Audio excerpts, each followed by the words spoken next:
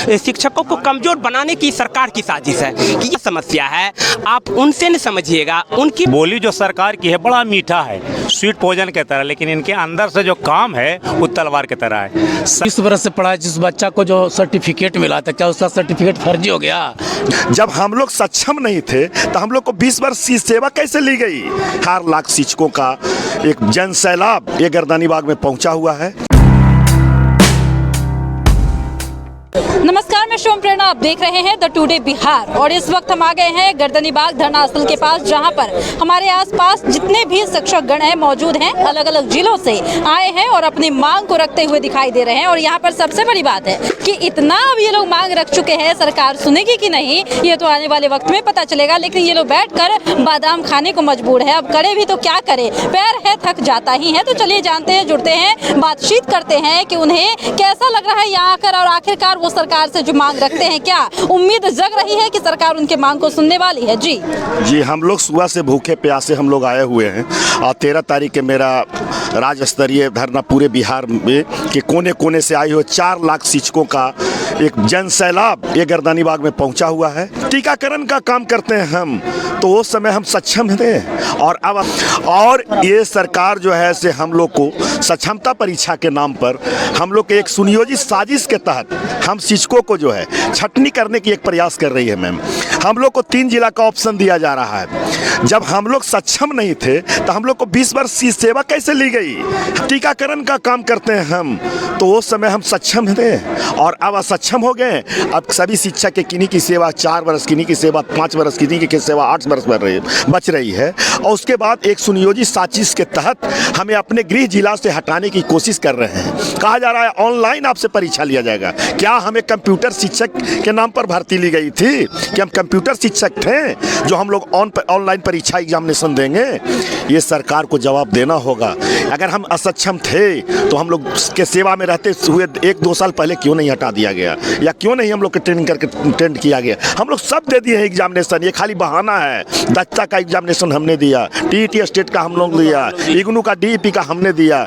ये सारे परीक्षा पास करने के बाद भी सरकार कह रही है कि सक्षम है। तो ये सरकार की बहुत सुनियोजित साजिश है और इस सुनियोजित साजिश को हम 4 लाख शिक्षक ये चलने नहीं देंगे। ये सरकार की नीति, अब शिक्षक का कारमा चल चुका है मैम। और 4 लाख ही नहीं, ये 4 लाख शिक्षकों का परिवार पूरा मिला के हम लोग को संख्या 25 लाख होती है। और 25 लाख जिधर झुकेगा समझ जाइए किसी सरकार को उखाड़ के फेंकने का काम करेगा। ये बहुत बड़ी बात कहा है इन्होंने कि जिस तरीके से हम लोगों ने इतना परीक्षा दक्षता को पास करके यहाँ पर हम बैठे और उसके बाद एक बार फिर से इस उम्र के पड़ाव पर जब आपके पास जिम्मेदारी बहुत ज़्यादा होती है तब आपके ऊपर एक और जो भार है वो लाद दिया गया। क्या लगता है? सरकार एक और हम लोग को बोल रही कि सक्षमता परीक्षा दीजिए, तो हम लोग 20 वर्ष से पढ़ा जिस बच्चा को जो सर्टिफिकेट मिला था, क्या उसका सर्टिफिकेट फर्जी हो गया? जो आज सरकार बोल रही है कि सक्षमता पर, और सरकार ये हमको समझ में तक नहीं आ रही है। जब दक्षता परीक्षा हम लोग का हो चुका है तो सक्षमता दक्षता में उसको डिफिनेशन समझ में आ रहा है सरकार को कि नहीं? दक्षता का मतलब सारा चीज में निपुण दक्ष होने के बाद में दक्षता परीक्षा हुआ, उसके बाद कह रहा कि सक्षमता परीक्षा दी। सरकार की क्या कौन सी नीति लाई है ये हम लोग को अभी तक समझ में नहीं आ रहा है।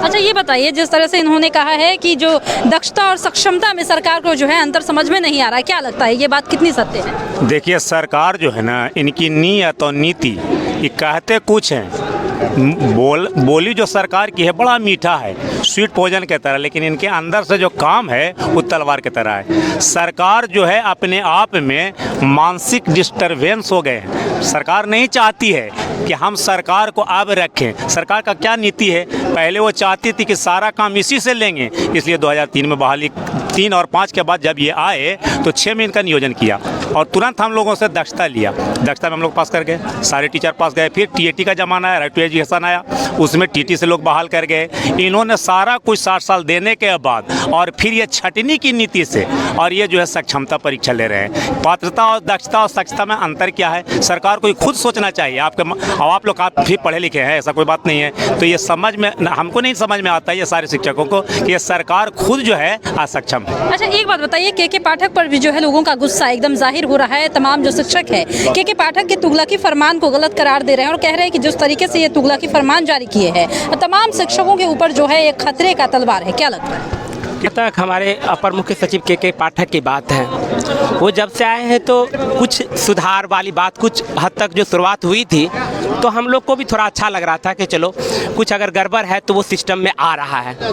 उसमें हमारे शिक्षक भी जो थे तो उनके सही चीज़ को सही मान रहे थे, लेकिन उसके बाद जो अब हम 3-4 महीने से देखते आ रहे हैं अब वो ऐसे ऐसे निर्णय ले रहे हैं, ऐसे ऐसे फैसले ले रहे हैं कि जैसे कि राजतंत्र या जो निरंकुश या अफसरशाही इसको जो कहिए उस तरह के फैसले लिए जा रहे हैं। अब आप हमारे शिक्षक की क्या समस्या है आप उनसे नहीं समझिएगा, उनकी बात को समझिएगा, तब उसके अनुसार आपको एक्शन लेना चाहिए।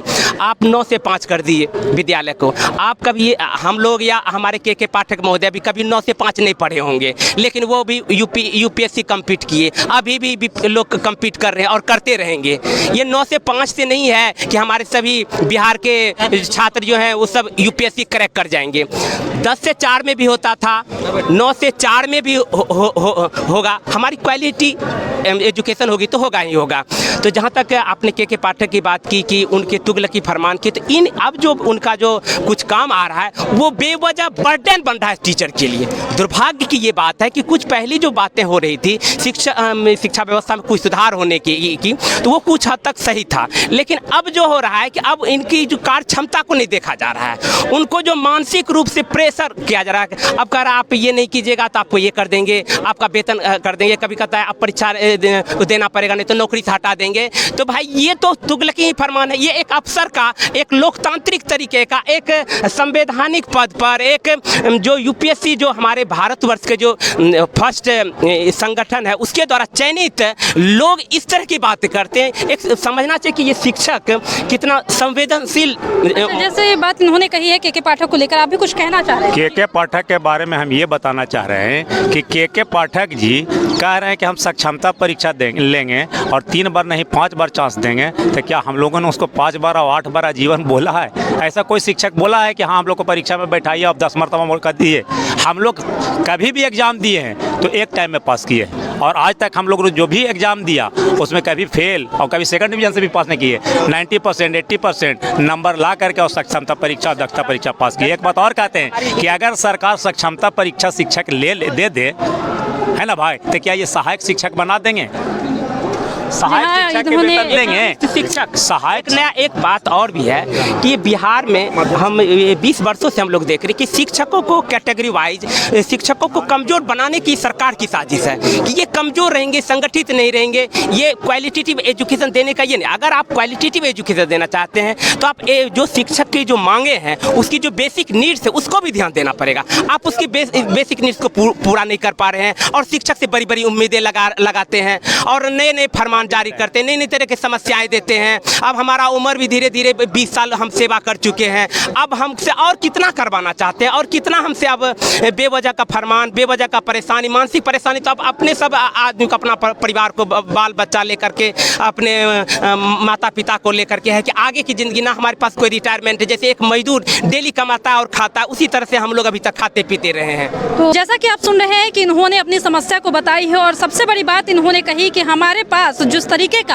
प्रेशर दिया जा रहा है क्वालिटी एजुकेशन पर इसका असर हो रहा है, और इन्होंने बोलते बोलते ये भाव विभोर हो गए, भावुक हो गए। सरकार को इस ओर ध्यान देने की जरूरत है कि जिस तरीके की तुगलकी फरमान सरकार जारी करती है उन्हें सोच समझकर जारी करना चाहिए, क्योंकि ये जो उम्र होती है इसमें जिम्मेदारियां बहुत होती है। फिलहाल इस वक्त की खबर में इतना ही, और भी ऐसे ही तमाम वीडियो अपडेट्स के लिए बने रहिए हमारे साथ और देखते रहिए हमारे चैनल द टुडे बिहार। धन्यवाद।